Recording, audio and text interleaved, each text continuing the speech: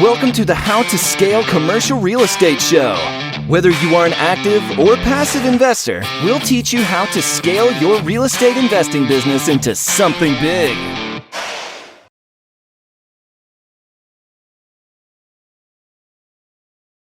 Hey, Andrew, welcome to the show. It's good to be here. Thank you for having me. Man, this is awesome. I'm excited to hear, the Kansas City market obviously is one that lots of, gets a lot of attention these days. It shouldn't. Stay out. Stay out of it. This is Andrew's one piece of advice for the day. Get out of my neighborhood. But we won't, so we won't ask you anything specific about that, but you are an investor in Kansas. I'll tell you. Your boots on the ground, man. Nobody can compete with you anyway. Yeah, I like to think so. Right. But when it comes to, really your guys' story in real estate, obviously the name of the podcast is How to Scale. And the same three questions we always ask are, where'd you start? Where are you now? And how did you get there? Can you give us some high level kind of, view? Yeah. I mean, absolutely. I started working with my father in Oregon after I graduated from the UO. So I got the duck shirt going on here. Nice. And we were flipping houses up and down the I-5. He had gotten started in student rentals back in the late 80s. And so this is, I think it's almost like we can do where he started and then how I started, because they're both kind of different and they both are interesting. Sure. He started, so what he would do, and he would buy houses in the gray zone. So student houses are usually really close to a university, and not a commuter school or a small school or community college, but a university that people move to and live on the dorms often and stuff like that. And he'd buy in that gray area where it was like, it was a property rented or owned by a family. And then he would take that house, it's close enough to walk, but a little bit pushing it, and he turned it into a student rental. He'd add bedrooms. Student rentals are all about the bedrooms. Like you can get you'd find a way to stuff like 6 or 7 bedrooms into a 2,000 square foot house. It's kind of absurd. And so the more bedrooms, the higher the rent. You get in 500, 600, nowadays it's like $800, but you're getting $500 a bedroom for a 4-bedroom house, whereas you're getting $1,300, $1,400 to rent it to a family. So it was just kind of arbitraging that from family to student rental. And that allowed him to scale his student housing, especially since it was all in a very close geographic area. I came in and started working with him after that market was sort of tapped. Now, there's still student markets out there. That's something to consider if you're in one. But in Oregon, and Eugene, it got very difficult to buy around the campus. And so we started flipping houses. And that worked well until we had the crash in 2008. That kind of made it we had to switch strategies. We started buying short sales, and the banks got really first they were just giving them away, and then they just oh wait, we should stop doing that. And then they just stopped giving them away at all. And at the same time, this tax credit for first-time home buyers went away. It happened at the exact same time. And so we couldn't buy cheap and we couldn't sell to anybody anymore. And so I was like, that's gone. And so we were thinking about what's the next thing. And we decided to move, take a trip out to the Midwest, out to Kansas City with a friend of mine, a friend of ours who does note investing now, actually, but he was looking at out-of-state properties. And so we took a trip with him to Kansas City. My father and my mother are both from the Midwest. My grandparents, uncles and aunts all live around here. So I came out here, and the prices are they're substantially more reasonable than they are on the coast. I mean, Eugene, Oregon is not like San Francisco. It's not like Manhattan, but it's still pretty bad. Kansas City is much more reasonable. The rent to cost ratio is much better in terms of cash flow. You might not get the same appreciation, although you still don't get the same values either. And so it just made a lot more sense. We wanted to get back into buy and hold. And so we started moving into sort of working class and middle class properties. And basically started a new branch out here. And then my brother Philip came out and joined me about 9-10 months later. And we sort of separated tasks eventually, where I took over acquisition and rehab oversight, and Philip did the property management. And if you're wondering why we did that selection, I'm the older brother, so I gave him property management. And so, yeah. And then we were able to take it, since we were doing flipping, we were getting private lenders to go on our flips, and then we'd sell them, and then we put them on the next flip. And we kind of realized that before BRRRR was a term, I presume your audience is familiar with the term BRRRR, buy, rehab, rent, refinance, repeat. we were kind of doing that anyways. We realized like we could just take these private lenders we were using for flips and try to use them on these, do the same strategy, buy under market and flip it into a refinance it with a bank. And at first we had a bunch of private lenders in Oregon, and all of them said, absolutely not. There is no possible way I'm going to Kansas City. And then after about 3 months, every single one of them said, okay, fine, you win. I'm sick of getting 0.2% in a CD and I want to play the stock market. Sure. And so, one step at a time, we started building our business out here. That's kind of, that's how we got started basically in a nutshell. Right. No, that's awesome. That's awesome. And kudos to you for going where the opportunity is. That's a move that a lot of people, probably aren't willing to do. But when you went so you started buying residential, but you guys have also added in a mix of commercial to your portfolio. Is that right? We have a little bit of commercial. We have also a good number of apartments, although mostly on the smaller side. So we've got I'd say mostly houses, some apartments, a little bit of commercial too. So it's a variety of properties. I know residential the best. Commercial, I know like commercial is a little bit feast or famine. If you got a good tenant, it's great. If you got no tenant, it's not so great. And it's a little bit harder to get them.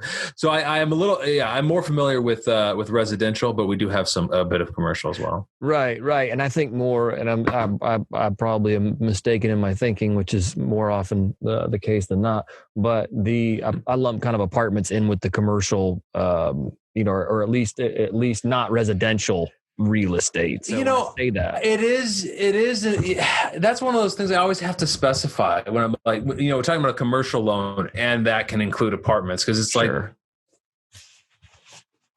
that's sort of it's sort of, that's one of those things where they need a new term or some specification, because some people think of commercial as being not apartments, and some people think of it as being apartments. Right. Understood. So where are you guys going? Like, what's the future of your company? What are you guys looking to buy? What are you doing to grow? Yeah, I see our business, like scaling is really like, in terms like you're climbing a ladder, but you're trying to build underneath every step, right? So every step we go, like if you're just growth, and I think a lot of people confuse growth and scaling. Like growing is just getting bigger, and bigger things tend to collapse if there's no foundation under them. If you're just built, it's a Jenga tower. Jenga tower is taller. You keep making it taller as it goes, as you take pieces. And so I think our main goal right now in building is to basically create, I think over the last couple of years, we grew very fast buying some portfolios in 2015, 16, 17. And we got ahead of ourselves.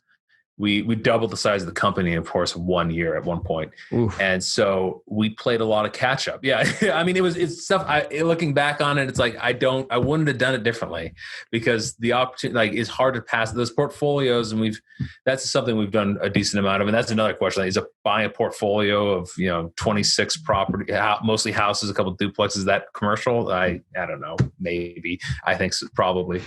But that has really put, like, over the past couple of years, has been building that foundation, getting our property management piece and our rehab piece and our maintenance piece. And we brought, when we bought those property, when we doubled the size of the company, Philip and I were overseeing every department. We were the only managers in the company, other than maybe our accountant.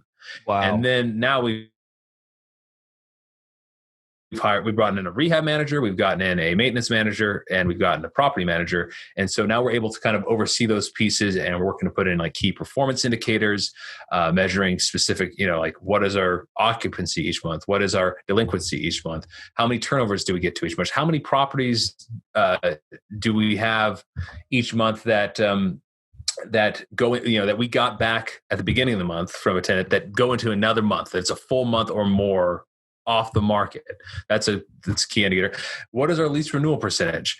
What is it? These things are like trying to keep track of all these things so we can have measurable numbers that we can, go like, okay, why isn't this working? Why isn't that working? And when you have those, that's sort of, I think, essential for having people below you. If you have, that sounds bad, for having subordinates, anyone, especially managers, managing subordinates, where there are 3 layers. There is literally, I talk to the receptionist, I talk to the leasing agent, but I'm not telling them what to do. I'm not giving them orders because they go through our managers. Right. To do that, you are either going off of your gut feel, and the thing is, it's like, your gut feel is not that good. I mean, I hate to break it to you. We all think it's great, but it ain't that great. Right. Yeah. Or you're going off of some sort of metric, and those numbers are really critical, because if there's only so much explaining away and gaslighting even a bad employee can do if the numbers aren't hitting their mark. Right. And so that, I think, building those systems, those key performance indicators, all that tracking, keeping like the data, like with my brother was in property management, the thing, our rental property management software is called Rent Manager. But his saying was, if it's not in Rent Manager, it did not happen. And so it was like, everything needs to be imputed in, like every conversation with a resident needs to be in there. Every work order needs to be in there. Every decision we make, every policy change, it's like, it's cumbersome and it's annoying, but it's also like, if you're not doing this and you're just growing something bigger bigger, you're building an upside down pyramid and it's going to fall over.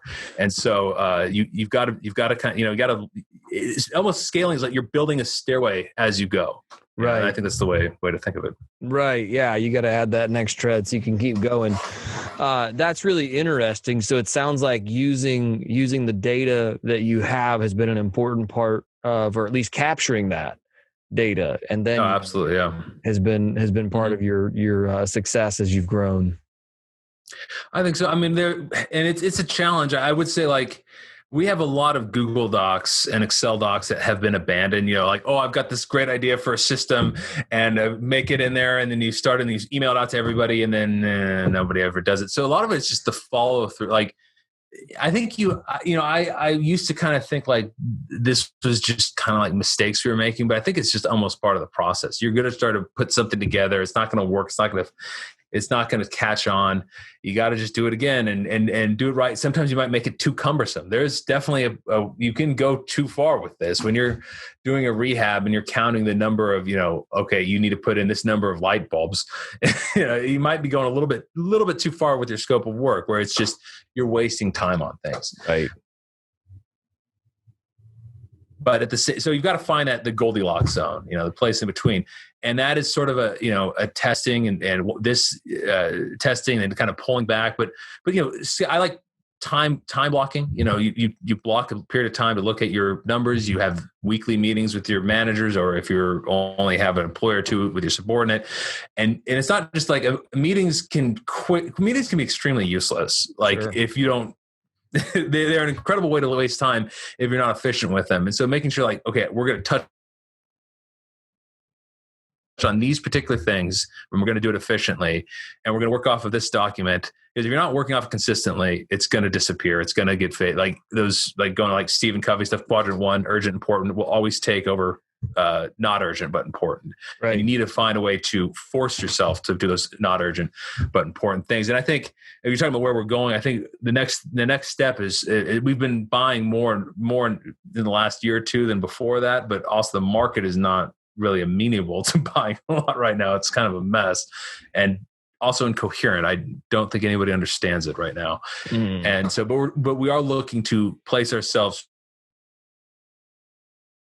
ready to start to buy at a more kind of our buying systems to really take off with that more so. Whereas we're not satisfied, but we've built a good foundation with rehab, accounting, management, maintenance, and now it's like time to go further with acquisition. Whereas in the past, it's mostly just me and Phil just making offers as we saw it, not having a real solid system there.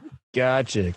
Yeah, and I think you're right. You were talking a little bit about how you build something, it doesn't work, it's too cumbersome, it gets difficult to use, but yet it's building that initially, it's taking that initial step towards actually making what you want that I think is part of the process. Yeah, that might get abandoned. I'm with you. There's plenty of Excel sheets and Word docs and everything else. Like, oh, this was such a great idea.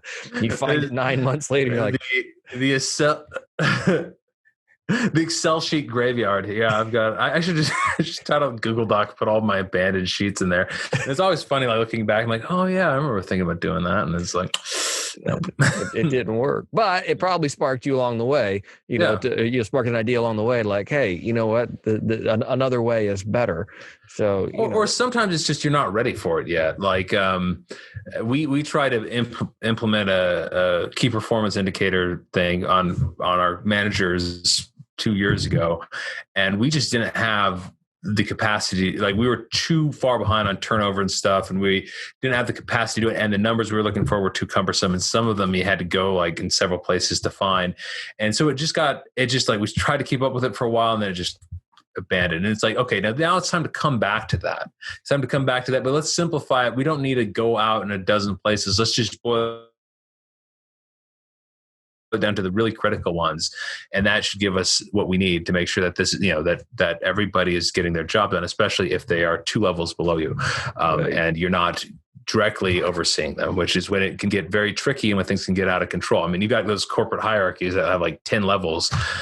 There's so much waste in those companies. It is just, and then you go to government, just, forget about it. Right. Absolutely no motivation just an to improve or open get better. vein, just a sieve, just. Right. We could talk about that all day, but let's not. That sounds painful. Hey, the final 4 questions here are: if you were to give one piece of advice to an aspiring investor, what would that one piece of advice be? I think the most is as far as investors go, do not skimp on due diligence. Actually, let me give you 2, if you don't mind. I'm sorry. Do not skimp on due diligence. Yeah, get through all of that stuff. And one, the rehab will always cost more than you think. Like, build in a contingency. No investor makes the mistake of, oh God, I'm always putting too much money in the rehab budget. I'm financing too much. I'm losing on. No. The mistake, it's a permanent bias, always in the direction of thinking it will cost less than it actually does. So put in your contingencies and make sure to know that it probably is going to cost more than you think. Right. I've done a lot of rehabs, and I think I hit my numbers once. I like it now where I just get close most of the time. Back in the day, it was like, oh my God. Yeah, within striking distance is like, you feel pretty good about yourself. But I actually hit my numbers once, like it was within like $50. And I'm like, this is amazing. This is never going to happen again. Should have gone gambling that day. Question number $50 throwing red. Exactly. Question number 2 is: what's one thing you're doing right now to stay on top of your game? I'd say, especially with coronavirus, I find a way to get outside and work out, because you will go crazy just cooped up in your own place. I'm not you don't want to be out in like a bunch of people, but socially, Zoom meetings are not enough. You do need to be have some human interaction. So, there's streaming service, workout programs or something like that. I'm trying to make my way through the new version of Insanity, which is difficult. Sure. But I'd say that's the big thing right now is staying active when everybody's cooped up and locked in and semi locked down right now. I don't even know what to call it. I don't know. I've quit listening, to be honest. So yeah, you're absolutely right. I always say that's probably nothing. Unplug from all the noise out there, because it will drive you crazy. It will drive you crazy. Let's see. Question number 3 is giving back. What's one way you're making the world a better place? We just started a nonprofit, and I do think we just got it going, so we haven't been able to use it. But I do think, if nothing else, if you've got something extra, giving back is making routine donations to charity, trying to build that time to go work on a Habitat Humanity for House or something like that, or work in a food kitchen is something that you should it's kind of back with that time blocking thing. It's easy to forget about that stuff. So building it into your schedule. And that's kind of one of the things we just started with the new nonprofit that we just got off the ground. So we're hoping to make some progress with that. That's awesome. Andrew, what is the best way for our listeners to get in touch with you? I mean, probably the best two ways is my BiggerPockets blog. Just I write there usually weekly. If you go to BiggerPockets in the blog, it's Andrew Syrios there, and our YouTube channel with my brother, the Syrios Brothers, Syrios. We release a video about once a week. I also have a blog, andrewsyrios.com. I don't do a lot there, and then you can find me on Facebook and Twitter and the rest of those. But yeah, the YouTube and the BiggerPockets are the ones to look for the most. Awesome. Andrew, thanks for coming on today. Certainly appreciate your time and look forward to connecting soon. Excellent. I appreciate it. Thank you for having me on. Thank you.